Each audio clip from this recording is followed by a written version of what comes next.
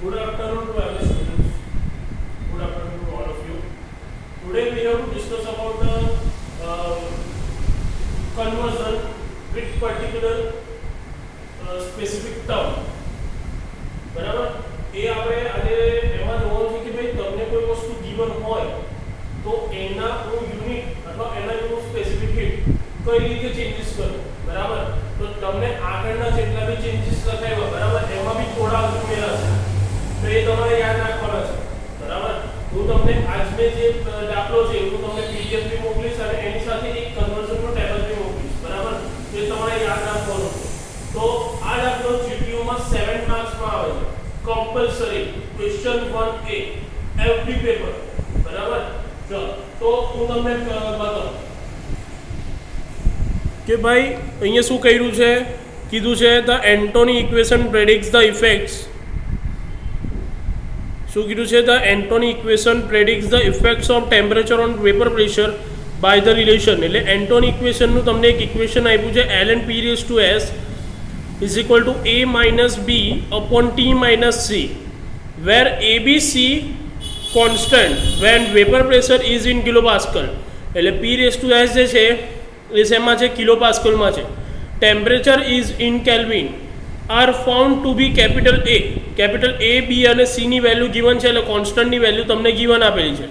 Vote are the values of a b c when vapour pressure in psi. એટલે તમને જે a b c એટલે તમને અત્યારે જે ઇક્વેશનને તમને જે વેલ્યુ આપેલી છે એ કિલો પાસ્કલ અને કેલ્વિનમાં આપેલી છે. બરાબર પણ હું વેપર પ્રેશરને પીએસઆઈમાં અને ટેમ્પરેચરને ડિગ્રી ફેરનહીટમાં કન્વર્ટ કરું તો એબીસીની કેટલી વેલ્યુ આવે એ તમારે ફાઇન્ડ કરવાની છે. બરાબર એટલે કે ફાઇન્ડ તો એબીસીની વેલ્યુ જ કરવાની છે પણ શેમાં ફાઇન્ડ કરવાની છે પીએસઆઈ અને ડિગ્રી ફેરનહીટમાં.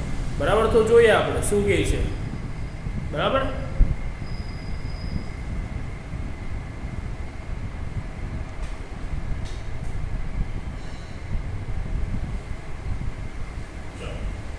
तो पहला હું તમને જે રકમ है તમને ln p raised to s is equal to capital A minus b upon t minus c. બરાબર તમને આ વસ્તુ કીધી છે. ચલો હવે જે વેલ્યુ તમને આપેલી છે capital A is equal to કે વેલ્યુ છે 16.261, capital B is equal to 3799.887, C is equal to 46.854. वह आ बड़ी वैल्यू ये पुट कर दिए. ln p raised to s is equal to 16.261 minus 3799.887 divided by t as it is. Okay, and c ની value આવશે 46.854. બરાબર આ રીતે લસાઅની ઇક્વેશન નો ફોર્મ્યુલા આપી દીધો. ચલો હવે આપણી પાસે એક રિલેશન છે એ રિલેશન ને હું જરા અલગ કલરમાં લખીએ. ઓકે ચલો કઈ નહીં હમણાં આ ફોર્મ્યુલા લખું. Degree Celsius is equal two kelvin minus 273. બરાબર આપણે જ્યારે ડિગ્રી સેલ્સિયસમાં આપેલું હોય ડિગ્રી સેલ્સિયસ આપણે જ્યારે ડિગ્રી સેલ્સિયસમાં આપેલું હોય એટલે કેલ્વિનમાં ફેરવવામાં શું કરીએ છીએ કેલ્વિન પ્લસ 273. બરાબર સોરી કેલ્વિનમાં ફેરવવા માટે ડિગ્રી સેલ્સિયસમાં આપેલું હોય તો શું કરીએ ડિગ્રી સેલ્સિયસ પ્લસ 273. એટલે જ્યારે આની વેલ્યુ આપેલી હોય ને આ કે શોધવાનો હોય કેલ્વિનમાં તો આ 273 ને આ બાજુ એડ કરીએ. હવે આ બાજુ આપણે લીધું કેમ કે ડાયરેક્ટ ડિગ્રી સેન્ટીગ્રેડમાંથી ડિગ્રી ફેરનહીટમાં જવાનું કોઈ રિલેશન નથી પણ પહેલા ડિગ્રી સેન્ટીગ્રેડમાંથી આપણે જવું પડે કેલ્વિનમાં and after Kelvin now convert into degree Fahrenheit. બરાબર ચલો તો જોઈએ શું થશે ડિગ્રી સેન્ટીગ્રેડ આપણે આનું સૂત્ર છે ડિગ્રી સેન્ટીગ્રેડનું ફેરનહીટમાં જવા માટે 5/9 બરાબર ડિગ્રી ફેરનહીટ -32 બરાબર આ સૂત્ર છે is equal two kelvin minus 273. બરાબર આ રિલેશન થશે કેમ કે અહીંયા તમને આ જે t છે એ t શેમાં છે કેલ્વિનમાં છે. અહીંયા t કેમાં છે t in kelvin and p raised to s in કિલોપાસ્કલ. આ તમને યાદ રાખવાનું છે. બરાબર આ બંનેને કન્વર્ટ કરવાનું છે t in ડિગ્રી ફેરનહીટ અને p raised to s in psi. બરાબર આનું આમાં અને આનું આમાં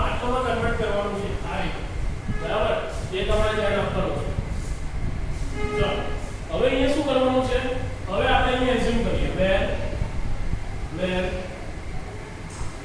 small t આપણે ક્યાં લેશું is in degree Fahrenheit બરાબર અને capital T is in Kelvin બરાબર એટલે જ્યાં k છે એના બરાબર t લખીશું જ્યાં ડિગ્રી ફેરનહાઇટ છે એના બરાબર લખીશું સ્મોલ t તો કઈ રીતે થશે જોયા 5/9 બરાબર ડિગ્રી ફેરનહાઇટ ની જગ્યાએ શું લખવાનું છે સ્મોલ t t - 32 બરાબર અને કેલ્વિન ની જગ્યાએ શું લખવાનું છે capital T t - 273 that's it બરાબર હવે આમાંથી કેપિટલ T ને સૂત્રનો કરતા કરવાનો 273 ને આમ બાજુ લઈ આવો T as it is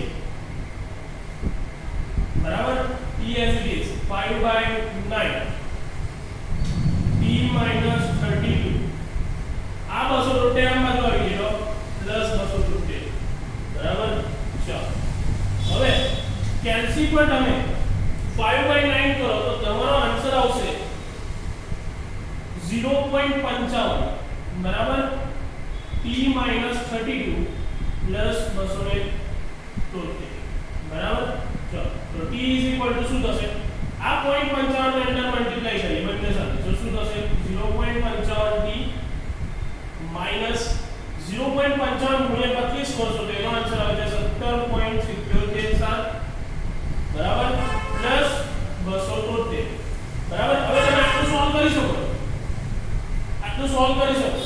બરાબર કેલ્સી બાદ તો એ રીતે સોલ્વ કરશો તો તમને આન્સર કેટલો મળશે t આટે એઝ ઇટ ઇઝ 0.55 કેમ કે અહીં t છે અને ક્યાં બંને બાય t નથી એટલે કેલ્સી પર શું કરવાનું માઈનસ 17.777 વત્તા 273 એટલું લખશો એટલે તમને આન્સર મળશે પ્લસ કરીને 255.22 આ ઇક્વેશન નંબર આપી દીધું જો હવે કરવાનું શું છે એ તમને કહું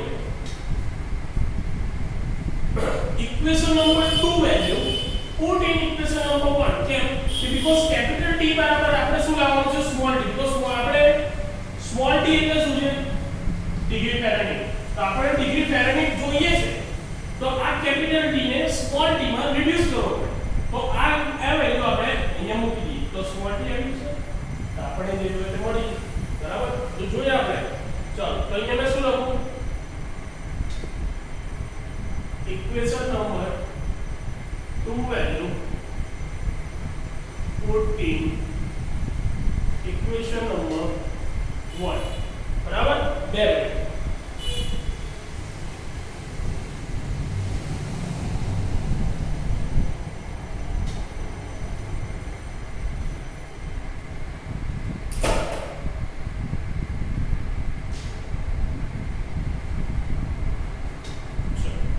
equation number 2 value put in equation number 1 तो શું કહે છે જોયા આપણે તો જો આ t ની જગ્યાએ આપણે આ વસ્તુની વેલ્યુ પુટ કરીશું જે રેડ માર્કિંગ છે બરાબર ચલો જોયા આપણે શું થશે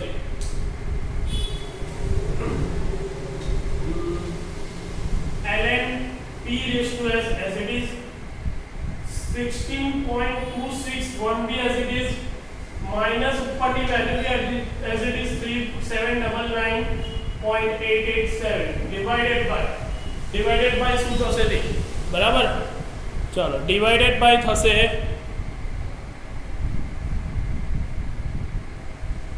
હવે આ t ની વેલ્યુ ની જગ્યાએ મેં શું પુટ કરું છું જો આ t ની વેલ્યુ પુટ કરું શું થશે 0.55 t બરાબર વત્તા 255.22 બરાબર ને પછી as it is માં માઈનસ this બરાબર એ તો લખવાનું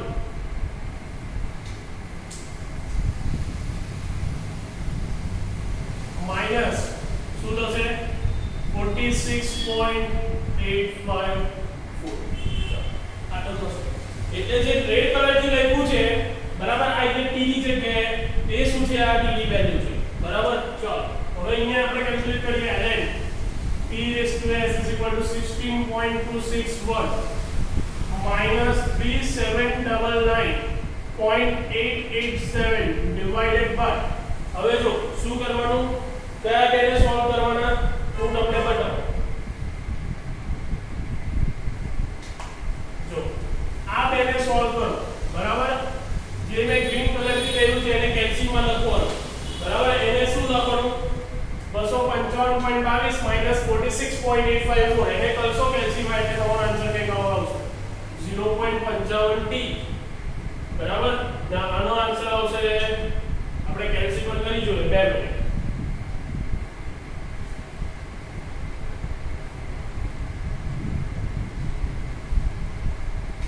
ચલો કેલ્સી પર કરીએ 255.22 માઈનસ 46.854, બરાબર. તો 208.366, બરાબર. એનો આન્સર આવે છે પ્લસ 208.366, બરાબર. ચલો હવે અહીંયા શું કરવાનું છે તે તમે જુઓ.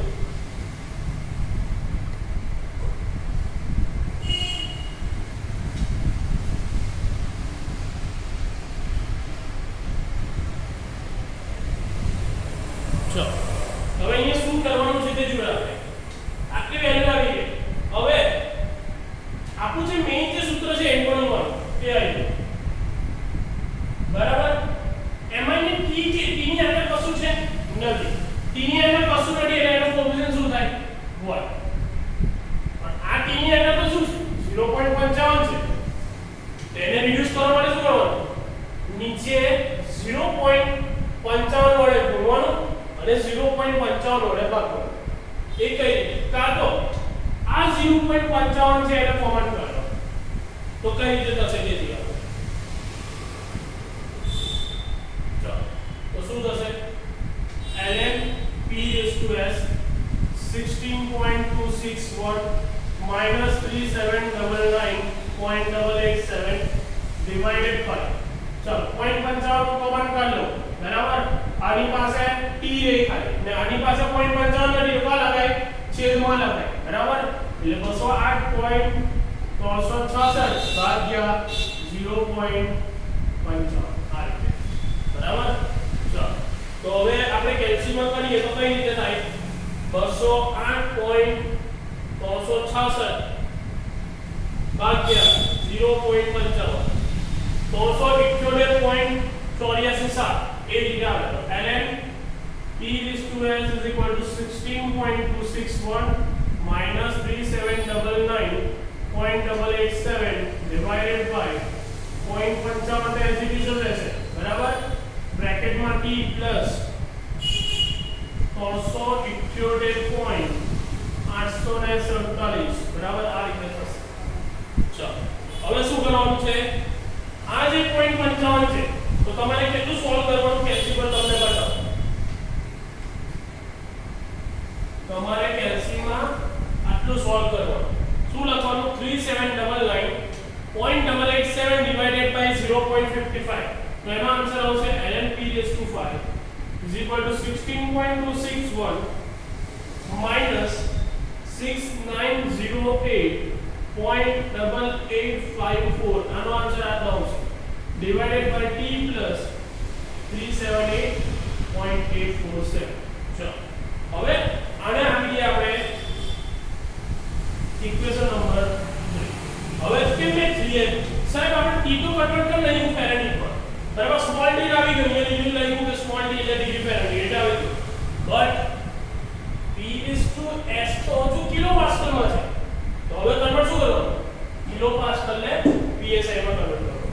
એટલે વસ્તુ યાદ રાખો કે કોઈ ભી એક વસ્તુ પહેલા કન્વર્ટ થાય, એનો આન્સર આવ્યો પછી બીજી વસ્તુ એની સાથે કન્વર્ટ થાય, એ વસ્તુ યાદ રાખવાની તમારે, બરાબર. તો જોઈએ આપણે, ચાલો 2 મિનિટ. તો શું થશે, આ તમારે યાદ રાખવાનું છે. હવે અલગ પેનથી લખો.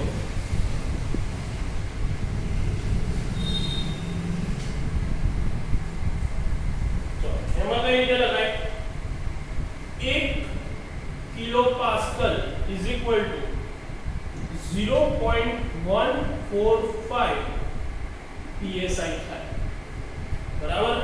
આ તમારે યાદ રાખો કે 1 કિલો પાસ્કલ એટલે 0.145 psi બરાબર. ચલો આ વસ્તુ યાદ રાખવાની તમારે. હવે એના પછી આપણે એવું એઝ્યુમ કરીએ કે લેટ p ડેશ જે છે એ ઇન psi માં હશે બરાબર. ચલો તો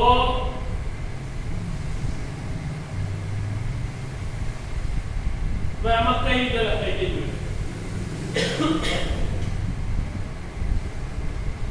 ચલો હવે ને જે કિલો પાસ્કલ માં જે છે એનો બરાબર તો p રેઝ ટુ s છે બરાબર. તો અહીંયા લખું p રેઝ ટુ s બરાબર ઇઝ ઇક્વલ ટુ psi માં p ડેશ બરાબર. ચલો હવે આપણે p ડેશ સૂત્રનો કરતા કરવાનું છે કેમ કે આપણે p ડેશ લાવવાનું છે એટલે અહીંયા પદ મૂક્યું એટલે મેં શું કર્યું 1 kilo pascal is equal to 0.145 psi. તો p raise to s 1 p raise to s 1 નો 1 કિલો પાસ્કલ એટલે p રેઝ ટુ s આવ્યું આપેલું છે. p રેઝ ટુ s એટલે કિલો પાસ્કલ એટલે p raise to s is equal to આ value આપણને ખબર નથી પણ આ psi બરાબર આપણે શું કર્યું p ડેશ ને આ વેલ્યુ બરાબર મેં પ્લસના ચિહ્ન કર્યું. તો આને હું સૂત્રનો કરતા કરું તો શું થાય p dash is equal to p raise to s ગુણ્યા 0.145 p રેઝ ટુ s ગુણ્યા 0.145 બરાબર. આ રીતે થાય. હવે હું p રેઝ ટુ s ને સૂત્રનો કરતા કરું કેમ કે મારે અહીંયા આ ઇક્વેશન ઉપરથી મારે p રેઝ ટુ s હટાવવાનો છે. તો અહીંયા મેં શું લખું p રેઝ ટુ s ને સૂત્રનો કરતા કરું તો p ડેશ ડિવાઇડેડ બાય 0.145. હવે 1 ના છેદમાં 0.145 ચલો અહીંયા આવું રાખીએ બરાબર. ચલો અને આ બીજી ઇક્વેશન નંબર 4 બરાબર. ચલો આ 4 value put in equation number 3 બરાબર. તો જોઈએ કઈ રીતે આવે.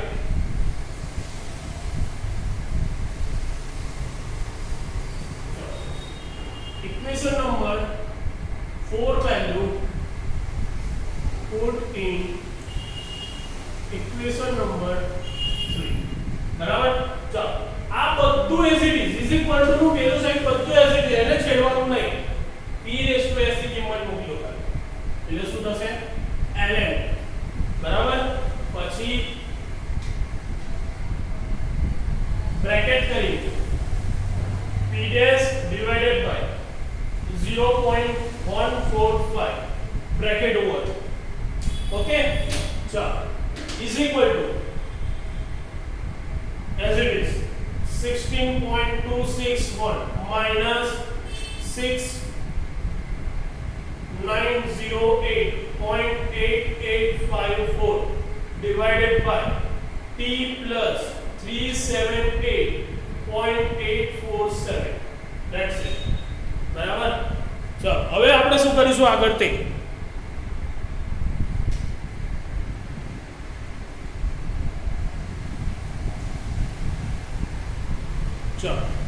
હવે મેં તમને એવું આગળ કીધું તમે આગળ એવું bm નો મેળવો તમે bm એટલે બેઝિક મેથમેટિક્સ કે જ્યારે ln માં ભાગાકાર હોય તો વચ્ચે માઈનસ આવે એટલે કઈ રીતે લખાય ln p dash minus ln 0.145 આ રીતે આવે બરાબર.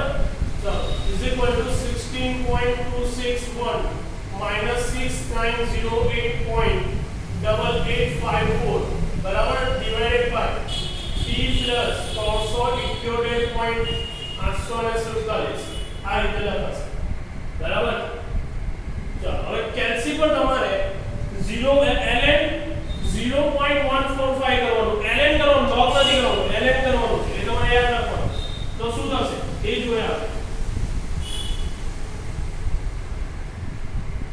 ln p dash LCD 0.1 એક કામ કરો અહીંયા લખું છું એનું છે ln p dash LCD બરાબર માઈનસ ના માઈનસ તમે ln 0.145 કરશો એનો આન્સર આવે છે -1.9310 is equal to 16.261 minus 6908.8854 and divided by t plus 378.847 minus minus plus ને આ વેલ્યુ પેલી સાઈડ જાય તો મારું માઈનસ, એટલે શું લખાય ln p dash is equal to 16.261 minus 1.9310 minus 6908.8854 divided by t plus 378.847. બરાબર. હવે કેલ્સી પર તમે આટલું સોલ્વ કરો કેટલો 30. બરાબર. કેલ્સી પર સોલ્વ કરવાનું તમારે એટલે શું આન્સર આવશે તમારો ln p dash is equal to 14.33 minus 6908.8854 divided by t minus 378.847. તો તમને ખબર છે કે સાહેબ અહીંયા પ્લસ છે મેં અહીંયા માઈનસ માઈનસ કેમ કર્યું એનું રીઝન છે. જો હવે આ ઇક્વેશનને આની સાથે કમ્પેર કરો પહેલા ઇક્વેશન સાથે. બરાબર. કેમ કે pds શું છે અહીંયા pds શું છે ps જે આપણે કન્વર્ટ કરવાનું તો psi માં આવી ગયું. સ્મોલ t શું છે ડિગ્રી ફેરનહીટ એ બી આવી. t ની જગ્યાએ d છે ps p ની જગ્યાએ b છે. a ની જગ્યાએ વેલ્યુ કઈ આવી 14.3. તો હવે હું આન્સર અલગ પેન્ટ લઉં.